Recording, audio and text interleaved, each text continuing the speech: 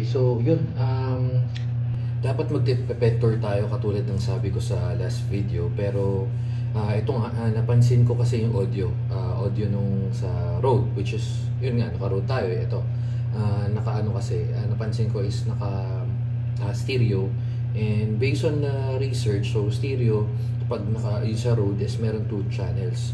So instead na road lang yung papakita ko sa inyo, i-review ko na rin lahat. So ngayon, ang gamit natin is yung built-in microphone ng iPhone. And then syempre, naka-iPhone tayo for comparison. So basically, ang video na to is mic test, so sa lahat ng available na mic sa atin. So yun, topic ko lang. So going back, iPhone to, ang gamit natin pang record and at the same time yung audio. And then bubuksan natin yung fan. So titingnan natin kung ano yung pinaka-okay. Hindi ko alam kasi ang pagkakatanda ko nung may fan, di masyado rinig. So walang edit sa audio to. Basically i-adjust lang natin yung volume ng onte, pero yung noise reduction and so hindi natin gagawin. So ito, bubuksan na natin yung fan, tingnan natin kung may difference. Okay, so itong una, yun na, nakabukas na yung fan. Itong video number 1 or itong audio recording number 1.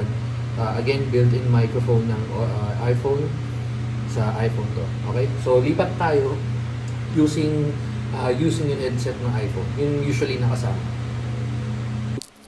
Okay, so ito yung nakakonect na tong microphone or yung headset ng iPhone. Ito yung malapit, ito yung medyo malayo ng onte. Malapit, malayo ng onte. Number 2, ito yung headset ng iPhone. Okay, third test using yung Logitech 333. Okay, so nakakonect yung Logitech since ang audio cable niya is iba.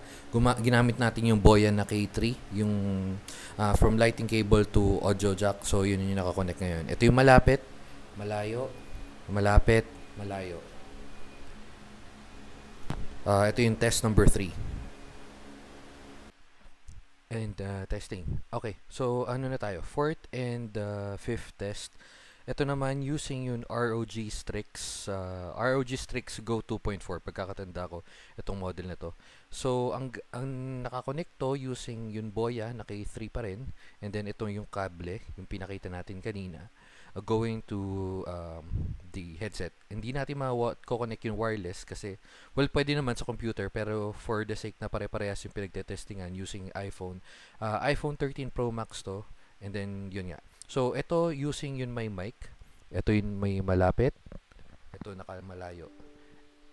Ito yung malapit. Ito yung malayo. So, tatanggalin natin yung mic ngayon. Ito na yung fifth test.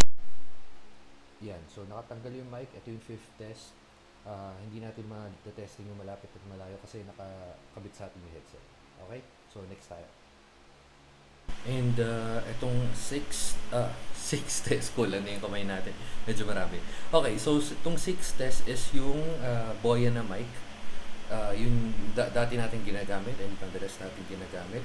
Ito yung test without yung woofer, yung ganito. Yung kabit natin. So, di na natin gagawin 7 kasi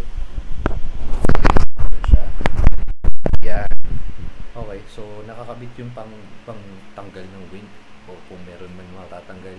So, ito yung medyo malayo, ito yung malapit. So, malayo, malapit. So, yun yung 6th test natin. Okay, so 7th test using yung Rode. So, mapapansin nyo malayo yan. 7th test, pakita ko lang din yung function ng Rode as well. At dito tayo hindi naman nagka-issue pero hindi natin alam yung function. So, ngayon, naka-stereo mode siya. So, separate yung 1 and 2. Meaning, pag ito lang gamit natin isa, or di ko matandaan kung ano yung left or right dito. Pero yung 1 and 2 ay yung left and right. So, ilalapit natin ngayon. So, ito yung gamit ko is yung sa right, itong left side ko. So, di ko alam kung lalabas to sa left or right. And then, itong isa naman. So, mapapansin nyo parang nag-shift yung audio. Okay, so didikit natin. Wait lang. Para ramdam. Tanggalin muna natin, baba natin.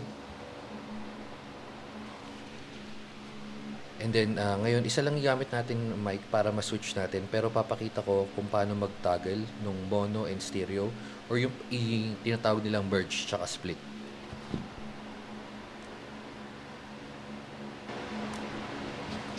Okay, so yan. Napansin nyo, kanina dalawa yung toggle. So, like 1, 2 yun. So, ngayon, isa na lang. So, pag nagsalita tayo, hindi na siya parang switch like left to right or nasa left lang yung naririnig natin or right side lang yung naririnig natin. Yung function na yun, actually, depende yun kung paano interview or kung paano ka magre-record or depende kung para saan mo gagamitin. So, siguro ito yung pinakamadali for like pag mag-edit ka lang and then may kausap ka na like, malapit lang. Ito yung madaling function. Ewan ko para sa akin. Yun. So, tapos, ito pala, hindi ko to na-connect kasi ito yung gamit ko sa camera. So, yun, tama. Sa pakita ko na lang din. Ito kasi, kung mapapansin nyo, isa lang. Ito yung tinatawag nilang TRS. Dalawa pala, sorry. Dalawa yung kable. So, yung left and right. And then, ito yung sa TRRS, which is left, right, or sorry, ground, left, right, and then yung sa mic. And then ito kasi is yung ground, left, right, at saka wala siyang mic. Yun lang yung na-research ko. Kung may mali, comment nyo lang. Just disclaimer lang din. Di tayo professional, pero yun yung nabasa ko. Okay. So, ang last test natin is yung mic. Ito yung kasi iPhone. Yung last test natin is yung sa ZV-E10 na walang kahit ano is yung built-in mic lang din yan. Okay? Lipat tayo.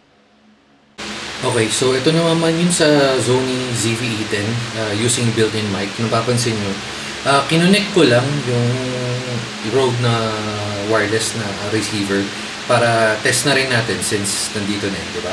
So ito yung sa built-in mic ng Sony. Ito yung malayo, ito yung malapit, malayo, malapit. Okay, so ito naman yung sa nakakonect na, Sony pa rin na camera natin and then nakakonect na yung Rode. Pero dalawang receiver to. So, tatry natin yung isa lang. Okay, so in-off na natin tong isa. Yan. So, in-off natin. Medyo napansin ko kasi parang lakas ng feedback dahil yata sa dalawang receiver. Tapos, switch na rin natin sa mono and then stereo para matest natin parehas. Okay? Wait, off. Switch natin.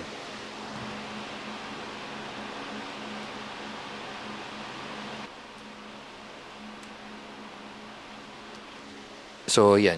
Mapapansin nyo, isa lang, parang itong part na to is, ito, ito itong side na to, or itong receiver na to, or sorry, yung speaker na to, mic pala, sorry, ang dami na nating mali. Sorry, itong mic na to, kung mapapansin nyo, is nasa right side lang yung boses. Tapos, buksan natin tong isa.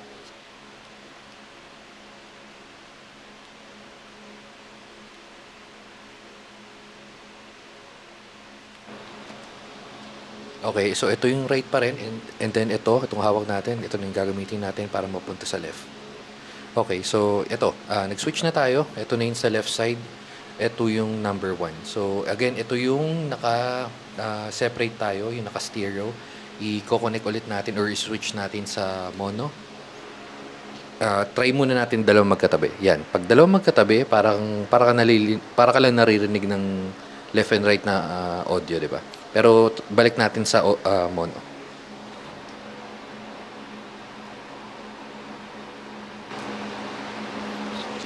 Yun. So, ito parehas na. Yan, malayo pero rinig pa rin. Makikita naman kasi sa recording. Pero pa yung mag-iPhone ka or yung kung ano man recording mo using sa phone, hindi siya makikita unless gumamit ka ng specific cable.